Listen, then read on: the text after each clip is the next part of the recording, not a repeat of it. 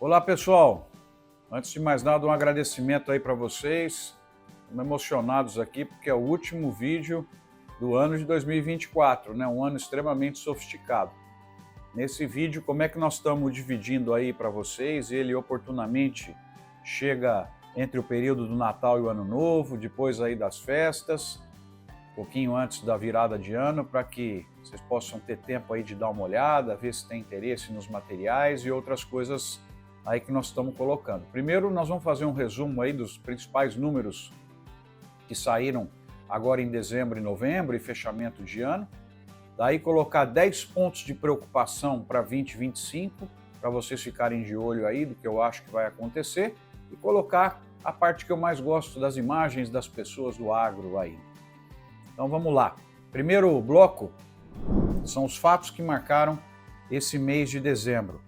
Vamos começar falando das estimativas para os grãos, né? Esse mês é importantíssimo, janeiro já começa a colheita, inclusive muita gente já no fim de dezembro já começa a colher alguma coisa, mas como é que está aí a estimativa de safra, né? Da Conab, ela está com o terceiro levantamento, produção de grãos estimada em 322,4 milhões de toneladas, um crescimento de 8% em relação ao ano passado, quase 24,5 milhões de toneladas a mais o Brasil está gerando, graças a uma área maior e um clima melhor, né?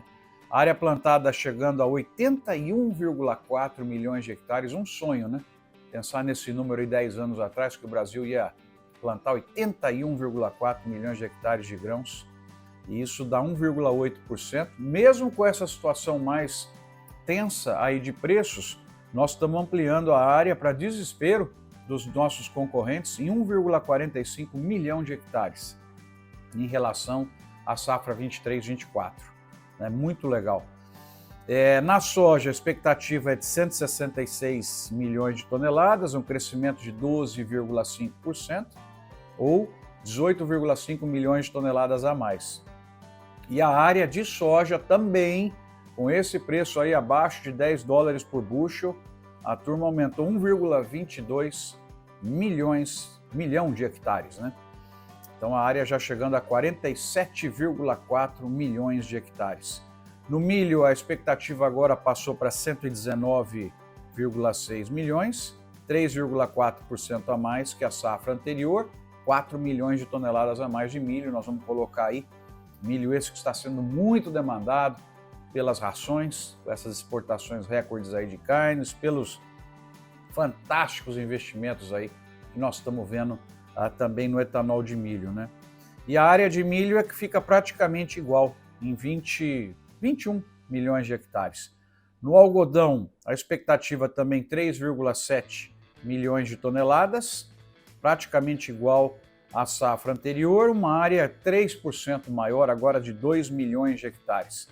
2 milhões de hectares de algodão, o Brasil assumindo aí a supremacia em termos de quantidade e qualidade nas exportações mundiais do nosso algodão.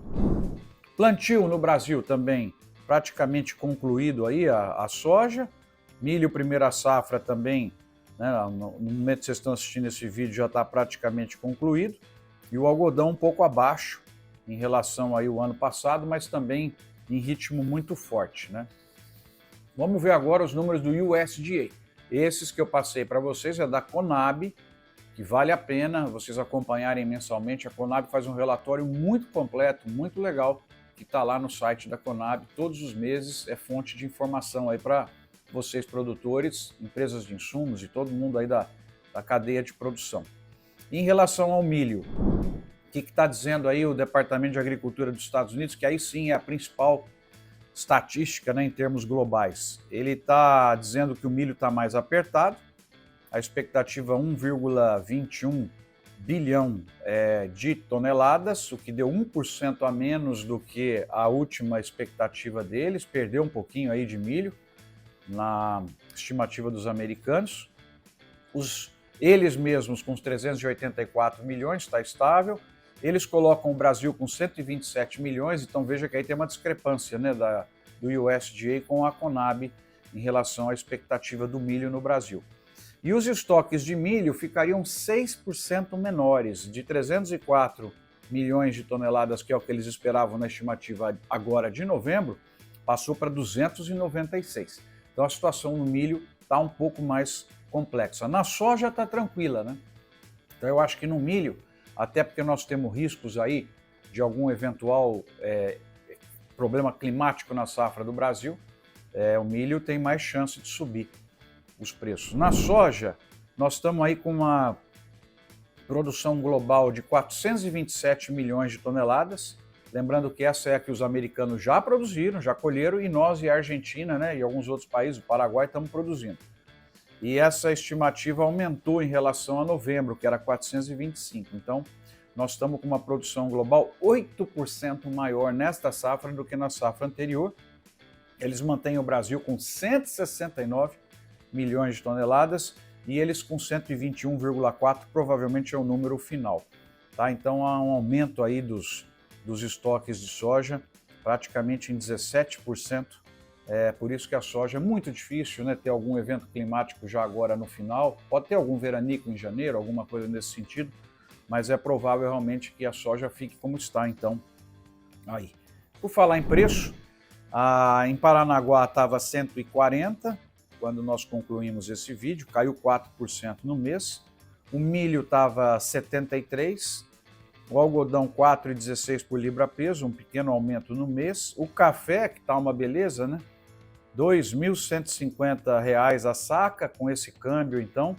E a arroba do boi, 310, aí uma queda de 12%, mas num número um pouco mais confortável, né, do que foi aí. Balança comercial do agro. As exportações de novembro decepcionaram. Em outubro a gente estava um pouquinho acima no acumulado em relação ao ano de 2023, mas novembro ela caiu 5%, 5,8% em relação a novembro de 23. Então com isso talvez a gente não consiga alcançar aí o número do ano passado, mas vai ficar bem pertinho, né? Às vezes dezembro reage, vamos ver aí com essa situação, benefício que está tendo aí com o câmbio desvalorizado, né? Às vezes alguns incentivos aí para mandar mais produto, mas na verdade é a soja um pouco que está dificultando atingir o mesmo número do ano passado, até porque as carnes, celulose, complexo supraenergético está bombando, né? Mas nos grãos aí a gente estava com volume menor e um preço mais ou menos igual, que deu uma situação de dólares entrando um pouco menor. Em reais nem se fala, né? Você multiplicar isso aí tudo pelo câmbio médio desse ano, dá realmente uma enormidade, né? As exportações foram de 1,5 bilhão de dólares e então nós estamos com um saldo aí de 11 bilhões no mês. O acumulado então de janeiro a novembro, que eu estava comentando com vocês no vídeo aí um tempinho atrás, está em 152,6 bilhões de dólares, o que é 0,3% menor que 2023. Nós só vamos saber em janeiro e eu vou contar para vocês se a gente conseguiu bater o recorde superando o ano passado, né? Esse é o ponto, então, que eu queria aí comentar com vocês. O que esperar, então, para 2025? Eu tenho mostrado essa tela aí nas palestras e eu separei 10 pontos para comentar aí com vocês. Acho que eventos climáticos é algo que está na tela e vai continuar acontecendo, como as políticas em direção à bioenergia também vão ser bastante fortes. A gente está aumentando aí as misturas nos diversos países, representa para o Brasil uma enorme oportunidade, né? Tem que ficar de olho, e eu acredito que... Mas no primeiro ponto, aparentemente, não vai ser um chacoalho climático como foi aí dos últimos anos. Parece que é uma situação um pouco mais normal, né? Vamos ver. Segundo ponto, tem que ficar de olho para o ano que vem. Permanentes riscos aí que a gente pode ter em questão de pandemia, né? Peste suína africana, gripe aviária, né? Ainda casos, eventualmente, aí de febre aftosa. Isso sempre tem um risco muito grande. A carne é muito sensível na questão sanitária, né? Então, torcer para que nada aconteça em 2025 é a minha expectativa. É um ano extremamente complexo, tal como foram os últimos 3, 4, em relação a guerras, né? Nesse momento que nós estamos vendo o vídeo aqui, ambiente de Natal, Ano Novo, tem conflito no planeta, lamentavelmente. Invasões, né? Risco nuclear, 24 foi um ano que teve risco nuclear aí de volta, né? O petróleo, se bem que eu estou acreditando que se não tiver nenhum grande evento, 2025 ele vai ficar ali ao redor de $70, 65, permitindo mais previsibilidade, né? Aí, a situação política, aí sim nós vamos ter muita coisa acontecendo, até porque começa a gestão do presidente dos Estados Unidos, lembrando que ele ganhou as duas casas, tanto o Congresso quanto o Senado, ele venceu de forma convincente e, diferentemente da outra vez que ele entrou, ele está vindo com uma equipe extremamente preparada, com pessoas em diversas áreas aí, então deve aprovar mudanças muito fortes no sentido da diminuição do Estado, da diminuição de regulamentações, da facilidade do ambiente de negócios, enfim. Eu acho que os Estados Unidos vão dar um arranque incrível aí com a gestão dele, né? O que são pontos que tem que ficar de olho que nos afetam aqui, afetam eles lá também? Acho que a questão das políticas migratórias, né, e as dificuldades de entrada nos Estados Unidos pode encarecer muito a mão de obra lá, principalmente no agro. Setores como batata, saladas, precisam muito desses trabalhos de estrangeiros, né? E isso vai dificultar provavelmente. Então já tem um lobby lá para tentar não alterar isso. A questão então migratória que eu comentei, as regulações de negócios, tributária, mas principalmente onde eu acho que pode afetar, além dessa questão migratória, menor atenção para as questões climáticas, né, que caracteriza muito ele, menor participação nas organizações multilaterais, mas aonde pode ter realmente coisas é nas tarifas de importação de produtos para proteger o mercado interno, fortalecer a indústria. E se isso acontecer, o Brasil também pode ser tarifado, como também pode ter uma retaliação às tarifas colocadas pelos americanos por parte dos nossos principais compradores. Lembra que foi assim, né? Quando ele entrou da outra vez, a China se virou para o Brasil e foi um período muito bom para grãos e carnes, né? Provavelmente isso deve acontecer, né? E a China já está de olho.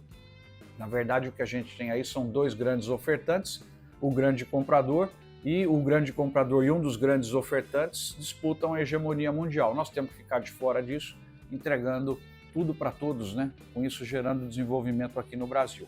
Nós temos a situação também da economia brasileira, que aí está preocupando bastante, houve uma deterioração muito grande, apesar de um bom crescimento em 2024, até surpreendente, mas a questão fiscal, a questão de coordenação política e econômica deu uma deteriorada brutal aí nos últimos meses, levando aí o câmbio para essa situação, né? A economia global em 25 deve continuar crescendo 3,4% no ano, o que representa mais mercados.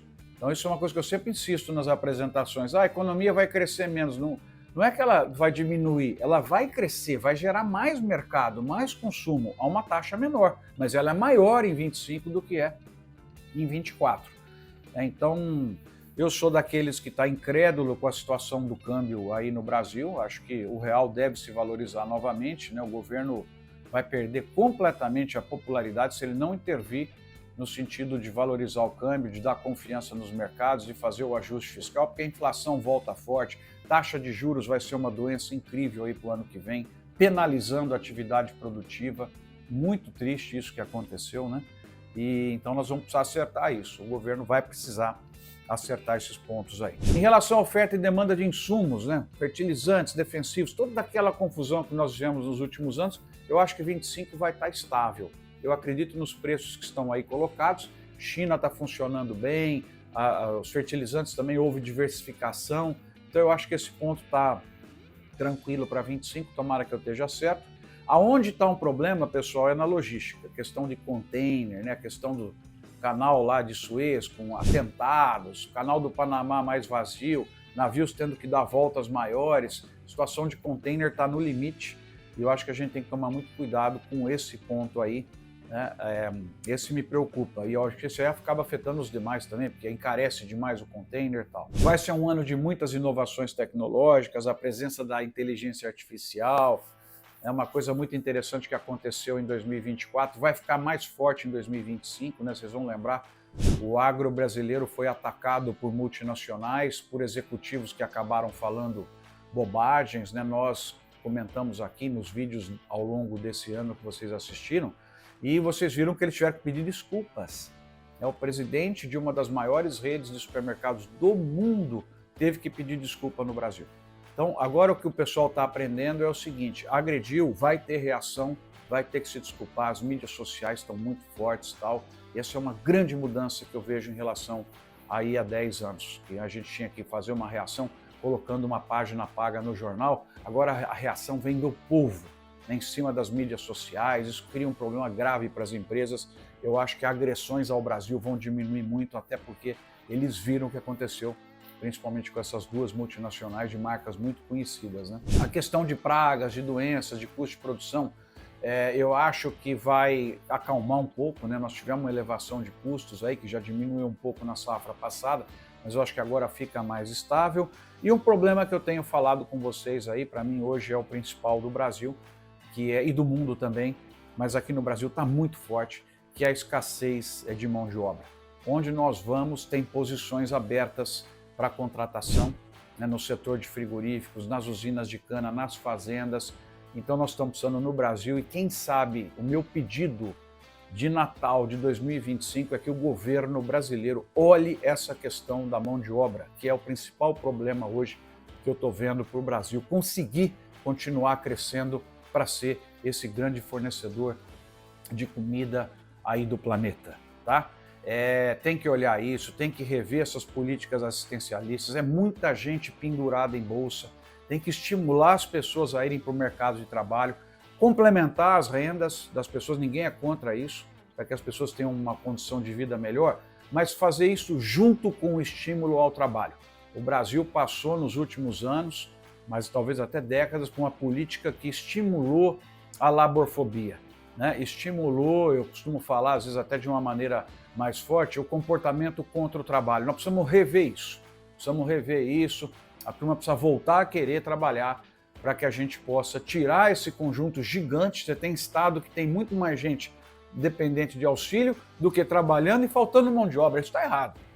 E qualquer pessoa com qualquer visão social vai concordar com isso. Nós temos que dar apoio, subsídio para as famílias, mas tem que estimular a carteira, tem que estimular o trabalho. Se começar a trabalhar, aumenta até o apoio.